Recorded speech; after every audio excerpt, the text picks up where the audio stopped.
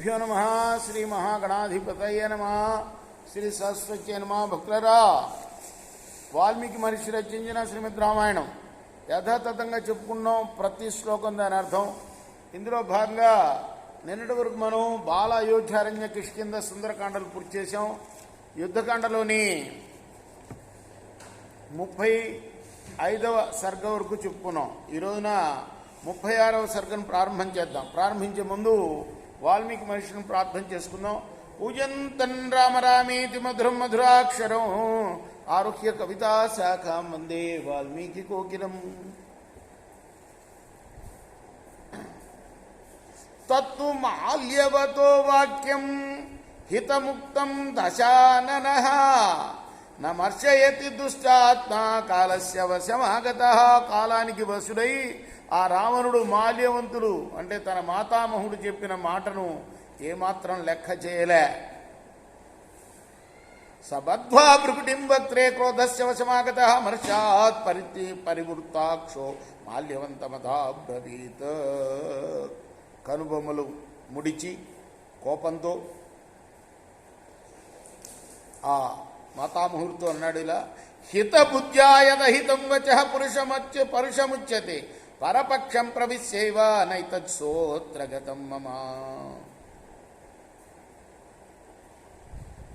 నువ్వు శత్రువుల పక్షం వహించి నాకు హితం అని ఏదో చెప్పావే, ఆ హితం నాకు హితంగా కనపడలే, అహితంగా కనపడుతుంది నా చెవులకి. మానుషం కృపణం రామం ఏకం శాఖా మృగాశ్రయం సమర్థం మన్యసే కేనా చక్తం పిత్రావనాశ్రయం. రాముడు కేవలం మానవ మాతృడు, దీనుడు, ఒంటరివాడు. శాఖా మృగాల్ని ఆశ్రయించాడు ఆయన, అంటే కోతుల్ని ఆశ్రయించాడు.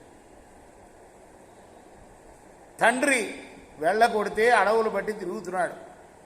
అటువంటి రాముడు సమర్థుడై నువ్వు ఎలా అనుకుంటున్నావు? రక్షసామీశ్వరం మాంచ దేవానాంచ భయంకరం హీనం మాం మన్యసే కేనా అహీనం సర్వ విక్రమై. రాక్షసులకు ప్రభువుని, దేవతలకు భయంకరుణ్ణి నేను, అన్ని విధాలైన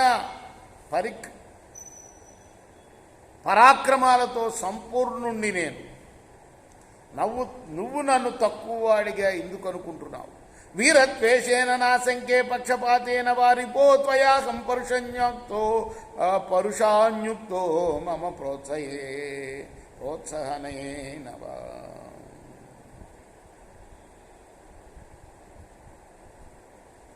నేనేమనుకుంటున్నానంటే, ఏదో నా మీద, నేను నీ తోటివాడిని కదా, నీ కులంలో పుట్టినవాడినని నన్ను అసూయతో చూస్తున్నావు, లేదా శత్రువు మీద ఏదో పక్షపాతం ఉంది, అందుకోసం ఇలా మాట్లాడుతున్నావు నువ్వు.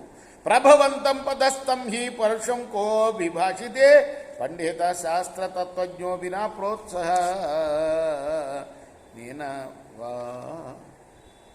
ఎవరో వెనక ఉండి ప్రోత్సహించకపోతే నీలాంటి వాడు, శాస్త్రం తెలిసిన పండితుడు ఈ విధంగా పరుషంగా మాట్లాడాడు. నీ వెనకెవరో ఉన్నారు, నా శత్రువు ఎవడో ఉన్నాడు. ఆనీయచ్చ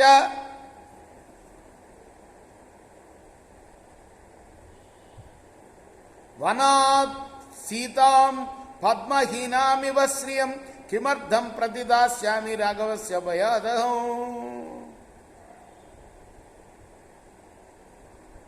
లక్ష్మి వంటి సీతను నేను తీసుకెళ్లి రాముడికి ఇవ్వాలా?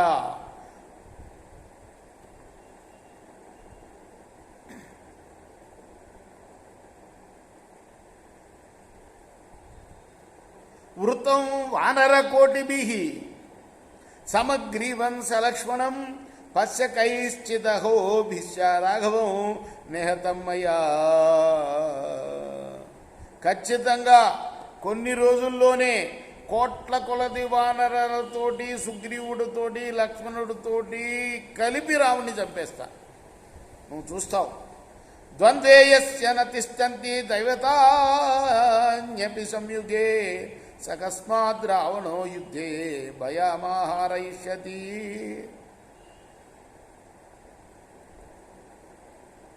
యుద్ధంలో దేవతలు కూడా ఎవరితో ద్వంద్వ యుద్ధానికి తలపడరు, ద్వంద్వ యుద్ధంలో నిలవజాలరు. అటువంటి రావణుడు ఎలా భయపడతాడు అనుకున్నావు యుద్ధానికి?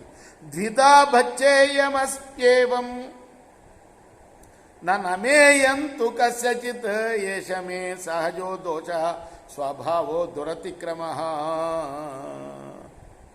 నేను 2 ముక్కలుగా విరిగిపోయినా కూడా